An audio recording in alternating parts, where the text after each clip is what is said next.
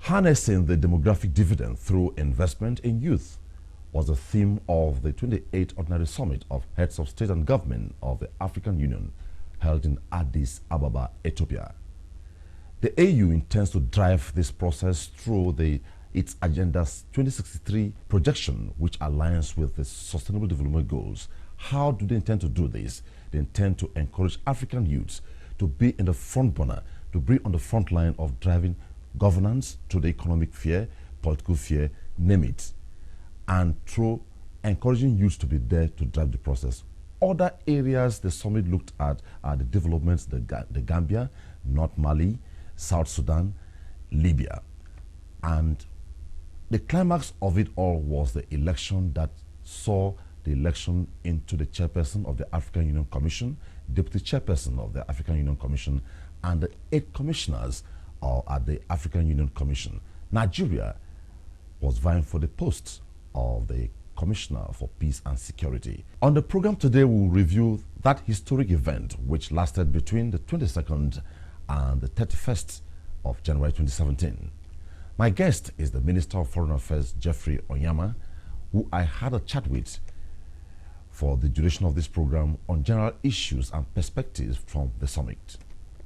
Let's take a listen to the conversation. It's a pleasure to have you, sir. Pleasure to be with you. Beautiful. Looking at the central theme of the 28th summit, what are your comments? Yes, of course. You know, in Africa, we have what they call a youth bulge. And this is going to be the challenge coming, that a large percentage of the population of the African countries are, below the age of 35. So clearly, in terms of developing policies going forward, this has to be taken into account, especially jobs for the youth and the various building blocks for the continent that will secure those jobs for the youth. There are a lot of challenges that the youth are facing in Africa, and we see the results of that. The irregular migration across the Sahara Desert, and a lot of them dying in the Mediterranean. So clearly this is a major challenge. And we have to invest in the youth. Do we have a platform within the country that we can use this to drive the process? You have the 2063 agenda of the African Union, and there are a number of issues, policies there for addressing the issues of youth. But also in Nigeria we do.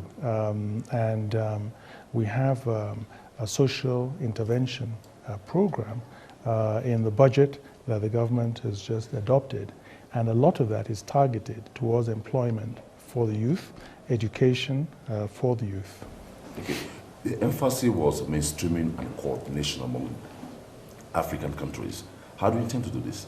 You have the Agenda 2063, and the real challenge now is for the countries to really domesticate and incorporate that, developing targets and oversight mechanism to ensure that this is done.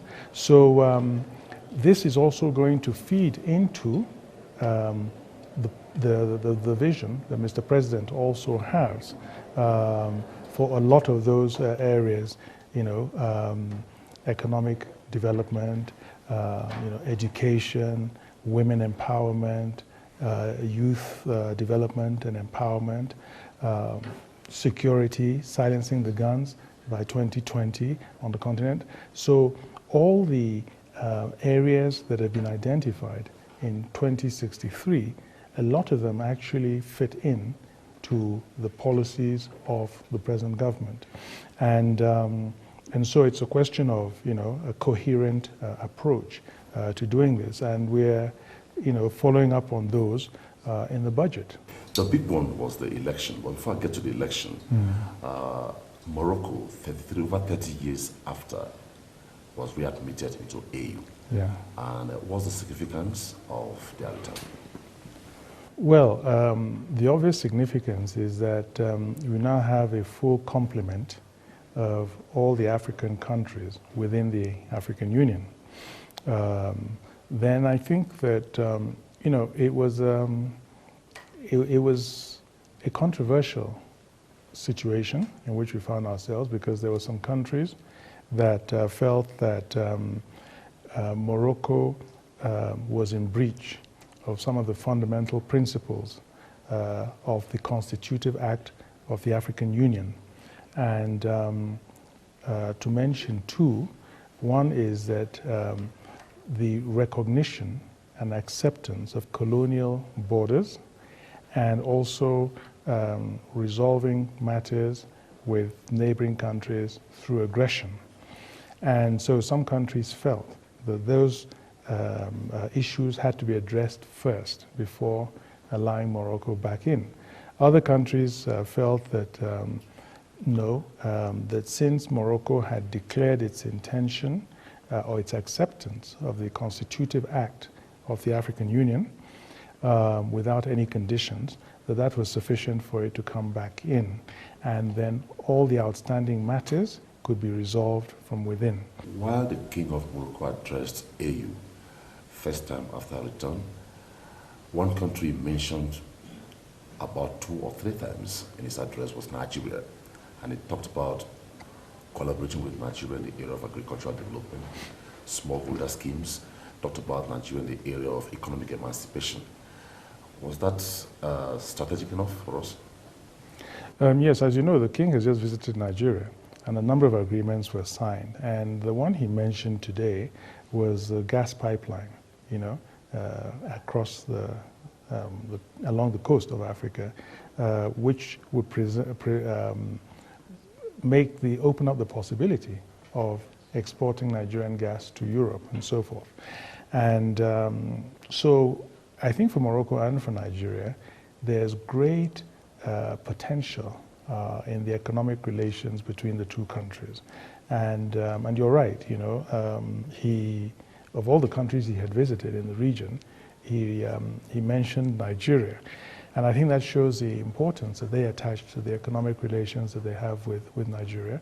And I think it could, it will be it's a win-win for... But some other African countries say, why Nigeria? It's not just Nigeria. You know, he has Morocco has very, very strong relations with a number of other African countries. And in fact, those countries really championed the cause of Morocco returning to the African Union. And they have, you know, very, very significant levels of economic cooperation. So it's not just Nigeria. But I think that obviously, you know, I think the point he was probably trying to make in mentioning Nigeria is that he understands that their readmission had split the organization somewhat. And if the biggest country, you know, in the Union is engaged with Morocco, you know, it's like a statement that that more or less Africa accepts their coming back. Well, I know, well, it's an election. The big one is that the election held, and Nigeria eyed the seat of a Peace and Security Commissioner of the AU, but we lost. What comments can you make on this? Well, a number of comments, actually. First of all, I think we identified a candidate, the government identified a candidate that the government really felt had everything it took to occupy that position and do a very good job.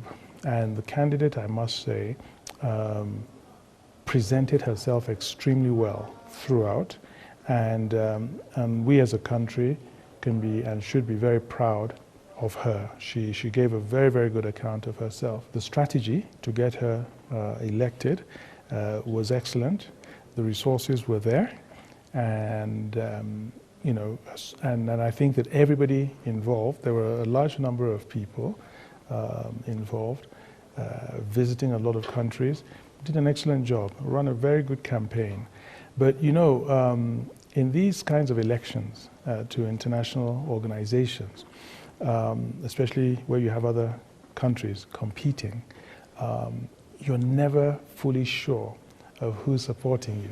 And in this case, of course, we visited a large number of countries, and they told us they were supporting us, and that made us very confident. But in the end, of course, the numbers didn't quite enable her to go forward. But she was coming in second, running a very strong second, and of course it was a disappointment.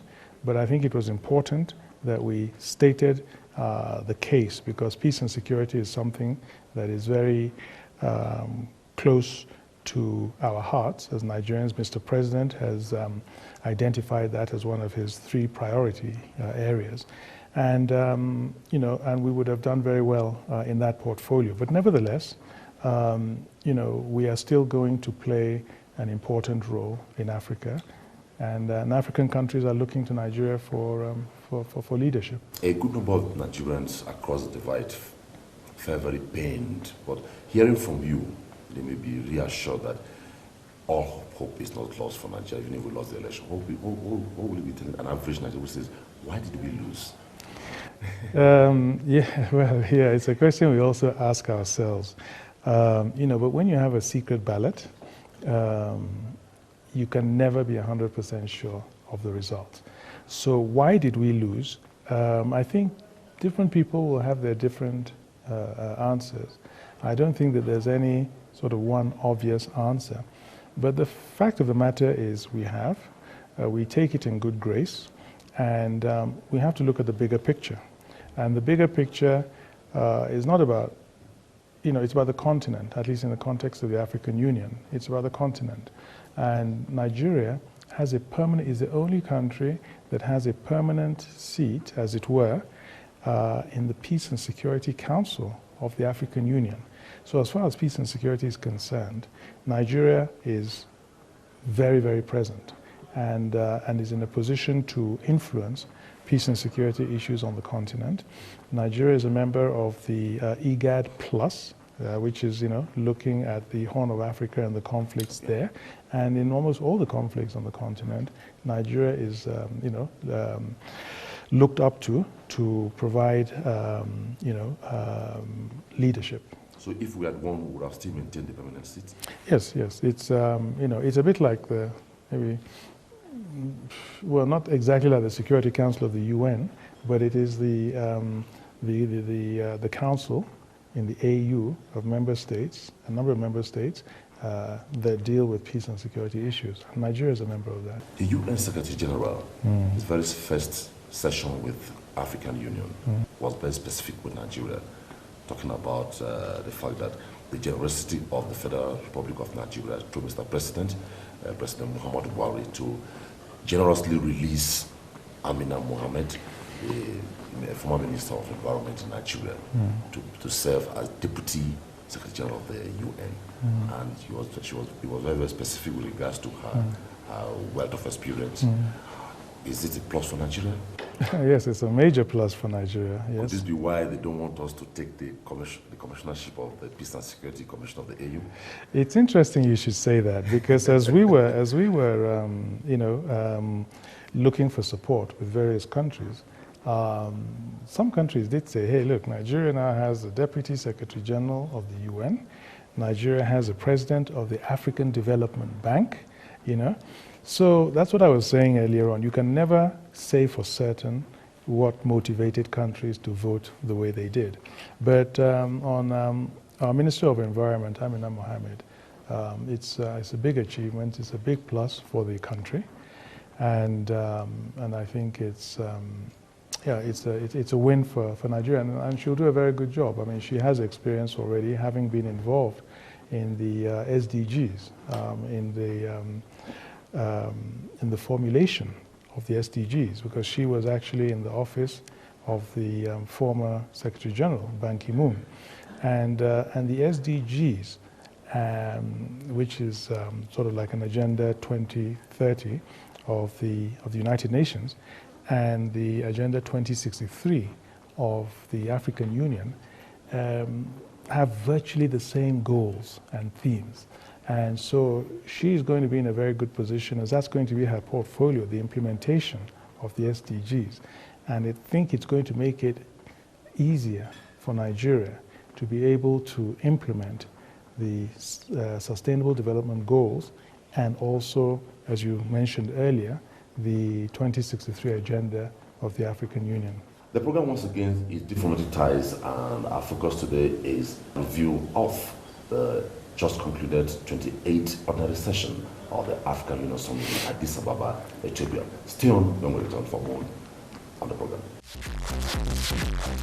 Now, Africa Peer Review Mechanism, the chairperson of that platform, Uhuru Kenyatta of Kenya, sustained one message: Africa should make a deliberate step to solve problems by themselves. What can you expand on this? If Africa is to be independent, truly independent, and really develop, we need to solve our own problems and really need to drive our development, because it's really naive to believe that other countries, are going to forego their own development to focus on developing Africa. So clearly that's something we as Africans have to do. And in this context, one of the major, two probably major issues that addressed was the reform of the African Union that was led by President Kagame of Rwanda. And I suppose within that reform is the financing of the African Union. As you know, for up till now, a very large percentage of the budget of the African Union, an operational budget and development budget, was financed by non-African countries, our partners. And of course, this is just not sustainable. Where you're a continental organization and your activities and your organization is actually being financed by other countries. So they agreed, the leaders, to have a new financing mechanism similar to the one we have in ECOWAS of 0.2% of eligible taxation of eligible imports. And it's believed that this is going to take care of the financing of the organization. So that's a step in answering what you just raised, that President Uhuru Kenyatta was saying about Africa being taken care and in charge of addressing our own African problems. And of course, in the reform of the African Union, there are lots of initiatives that have been taken there to strengthen the organization and to make it more robust, And one of the very interesting ones, actually, is that, as we know, with migration issues, and in fact, Nigeria is actually, we're supposed to be engaging now with the European Union on migration issues, mainly the irregular migration of Nigerians to Europe. And the European Union is engaging with individual African countries on this. Now, the African Union is saying no. They set up a body to be led by the President of Uganda, President Museveni, that if it's European Union, they should not negotiate with individual African countries. The AU has to engage with them. If there's an individual European country like France or the UK or whatever, that's fine. They can negotiate with individual African countries. So, these are all efforts to make Africa in charge of our development, our policies going forward. Within the assembly, within some of the closed-door sessions, and even during media briefings at the AU, it will hardly finish without the mention of Nigeria. We had a session with the Commissioner for Peace and Security, and he talked about Boko Haram and the strides Nigeria recorded. And at the Africa Peer Review, Uhuru Kenyatta talked about some countries that have leapfrogged in some areas: education, ICT, transportation, rail, and what Nigeria was very conspicuous there. At the Gambia, it would have been, one would have imagined what the picture would have been if Nigeria was complacent or docile about taking steps to achieve what we achieved. But conspicuously, the narrative is very clear, it's in the public domain, that each time appreciations are offered, even within the AU, they tend to be downplayed on Nigeria, despite how strategic we are in this direction. We are privileged to hear within the media circle that in one of the sessions, you had no option but to address the session why Nigeria should be downplayed on. What comes coming from this direction? Yes, it's true. I took the floor on this matter because I felt, and the term I used was that there were historical gaps in the report in respect of the Gambia. Because a narrative that has been developing is that, you know, the decisive moment with respect to the Gambia was the last, you know, 9 hours. You know, the last 9 hours before Jammeh left, you had the president of Mauritania and the president of Guinea, and he left with them. So a narrative was developing that was really what changed the situation there.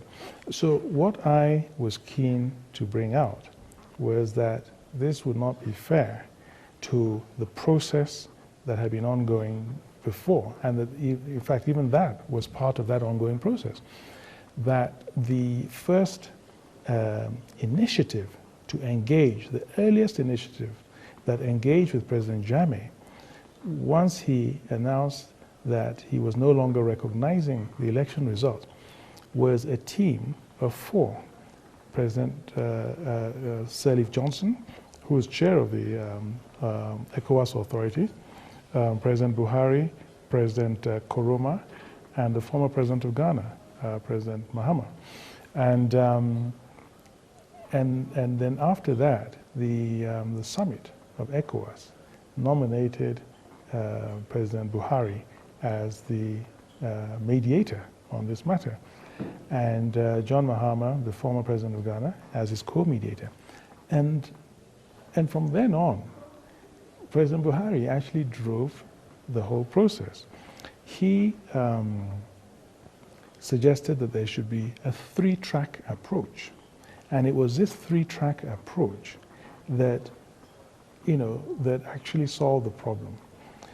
He said that the diplomatic channel should be maintained, and that we should reach out, that group should reach out to those leaders that were very close and that might have some influence on President Jammeh. And that was maintained throughout. And so it was thanks to him that those 2 leaders were there in the first place. Then the second track was that President Jammeh wanted to buy time by getting some judges into the Supreme Court, because his Supreme Court was bereft of judges. There was only one judge, a Nigerian judge. And of course, the Gambian judicial system is actually almost totally staffed and populated by Nigerian judges. So President Buhari indicated that he did not support Nigerian judges answering President Jammeh's call to go and sit in the Supreme Court and hear his election petition.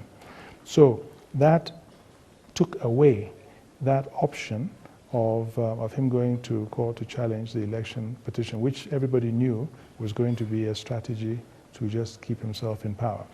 That was the second track. And the third track was the military.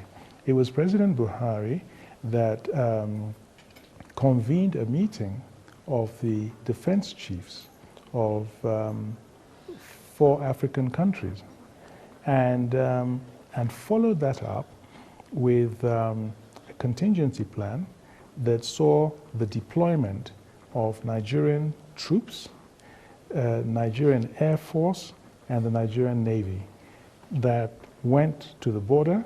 Well, the Air Force was flying overhead, the Navy was by the coast, and then the troops, together with Senegalese troops, were at the border. And so it was President Buhari that was driving that whole narrative. So, I must say, if I want to take you on this, we could take a whole episode of this program to do that. But one straight answer. What would Nigeria do mostly to countries that are always very aggressive or assertive against Nigeria, even when they know Nigeria has what it takes to take charge and drive the process at all times?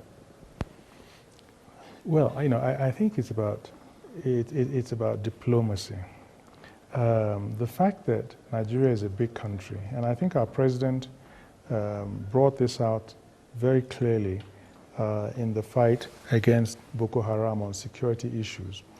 The fact that you're a big country, I think, places on you a burden of being responsible, not being a bully, and not being overbearing with other countries. Yeah, and I think our president really appreciates that. And one of the points he made with respect to Boko Haram, he said that we were facing an existential threat with Boko Haram, but all the countries around us came together to support us, set up a multinational joint task force, and made huge sacrifices in that respect of security. And Mr. President said that this was only possible because we have good relations with our neighbors. Your last word for the youths, because the 28th summit was all about youths, harnessing them to give them a better place to drive the process within the African continent. My message to the youth is that the African leaders are now really looking at the issues of education and employment for youth, and to really utilize the resources of the youth. And the president, the new chairperson of the African Union, in fact, in his closing remarks, the president of Guinea, he said that he wants a report in the next session of the African Union, the next summit, in 6 months' time, a report on developments with respect to the empowerment of youth. And he also wants youth leaders to be there and to actually address them on the challenges that they face as youth. So the message is, the youth of Africa, your leadership is listening to you very clearly and really wants to engage with you. It was nice talking with you on these guys. Thank you very much. I hope you are assuring me that we're not yet done on this. A part B will come, and I hope you'll be there to talk with us on that. I certainly will. Thank you very much. When the minister talked about youths of Africa, youths of Nigeria inclusive, on what AU is planning and trying to give them a bigger space to drive the process in Africa. I trust you had it interesting while the conversation with the Minister of Foreign Affairs, Geoffrey Onyeama, lasted with me in one of the studios at the AU headquarters in Addis Ababa. That concludes the program today. It was nice having you as our guest. See you some other time. On behalf of all of us here, bye-bye.